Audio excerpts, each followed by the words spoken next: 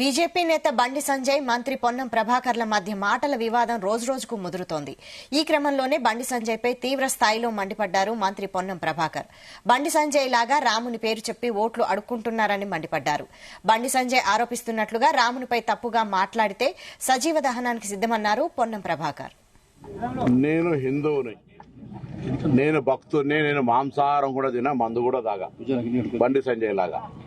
నేను ఒకటే అడుగుతా ఉన్నా, ఈరోజు నేను అనని మాటలు ఎక్కడన్నా అని ఉంటే మీడియా ఊరుకుంటుందా? రాముని జన్మెక్కడని అడిగేంత మూర్ఖుడు ఉన్నాడు ఎవడన్నా? అటువంటి రాముణ్ణి ఓట్ల రూపంలో అడుక్కునే మీరు, మలుచుకుని మార్కెటింగ్ చేసుకునే మీరు రాముని జన్మ గురించి కూడా అంశం లేవనెత్తుతారంటే మీ మూర్ఖత్వం ఎంత ఉందో ఒక్కసారి భక్తులంతా ఆలోచన చేయాలి. నేను ఎన్నడని అని ఉన్నట్టుగా చూపెడితే నేను సజీవ దహనానికి కూడా నాకు నేనుగా సిద్ధం. అనని మాటలు ఆపాదించే విధంగా మాట్లాడితే నీ రాజకీయ రంగు తెలుస్తా ఉన్నది. అదేవిధంగా ఇలా ఆ వీడియో ప్రత్యక్ష ఇక్కడ ఎమ్మెల్యే ఎవరు, కేటీఆర్ ఈయనిద్దరు దోస్తులు నన్ను క్రిటిసైజ్ చేస్తారు. రాముడు జన్మ ఎక్కడ అన్నారు, అక్షింతలు ఎక్కడ అన్నారు, మీ అమ్మ కుట్టినవా అని మళ్ళీ నేను అమ్మ పేరు మీద రాజకీయం చేస్తున్నా అంటా అన్నాడు. నేను మా అమ్మ పేరు మీద రాజకీయం, అమ్మ ప్రస్తావన తెచ్చింది ఎవడు? అమ్మను రాజకీయాలకు తీసుకొచ్చింది ఎవడు?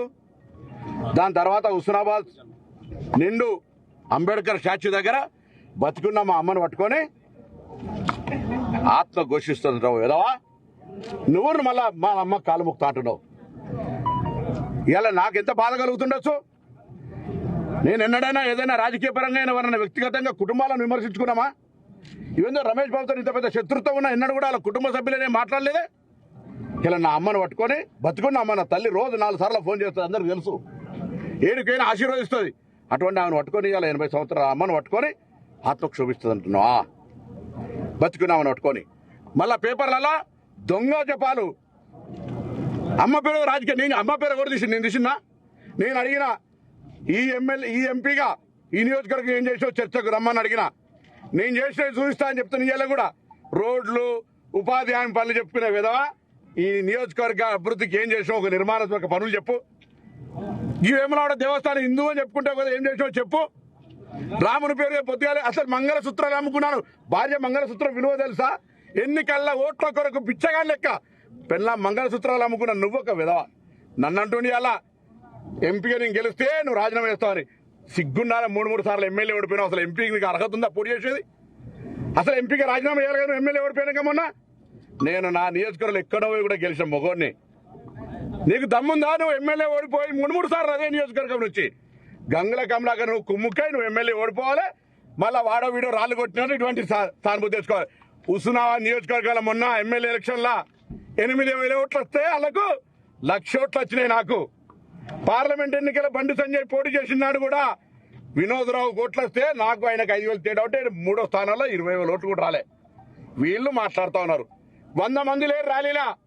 మా అటువంటితో ఎవరు కార్యకర్తలు కోపానికి వస్తున్నారని పెద్ద ఫోర్స్ క్రియేట్ చేసి భారతదేశంలో ఉన్న నరేంద్ర మోడీ ప్రభుత్వాన్ని మొత్తం ఉపయోగించి 300 మంది పోలీసులు పెట్టుకుని చెప్పిన, అయ్యా మేము ఏమనం, చాలా మంది చూస్తున్నాం గస్తుంటూ పోతుంటారు, రంగట్ల ఎలుకతులు తిరిగి చూస్తున్నాం, సిద్దిపేట రోడ్డు మీద 100 మంది చచ్చిపోతారు. ఆయనలో ఇన్నొక్కడు 5 ఏళ్ళలో ఎన్నడు రాలే.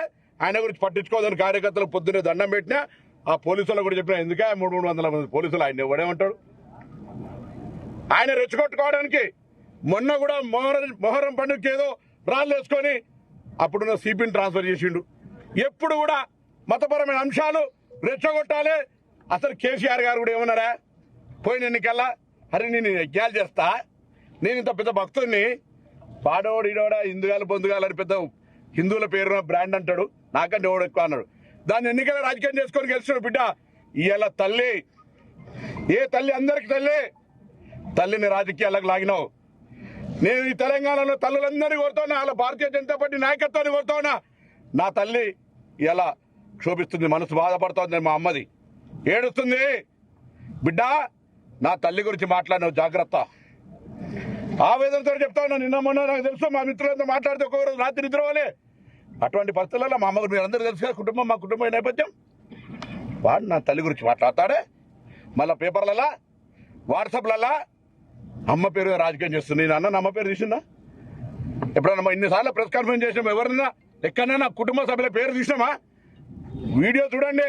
నేను మీ అమ్మని అనలే, మీ అమ్మ అని ప్రత్యేకించి వీడియోలో ఇక్కడ ఎమ్మెల్యే ఎవడని ఈ ఎమ్మెల్యే కేటీఆర్ కలిసి నన్ను తిడుతున్నారని రాముడు జన్మ ఎక్కడ అడిగిందని అక్షింతల గురించి అడిగిందని మీ అమ్మకు నువ్వు పుట్టినవా అని అంటే వాళ్ళమ్మ జవాబు చెప్పాలి.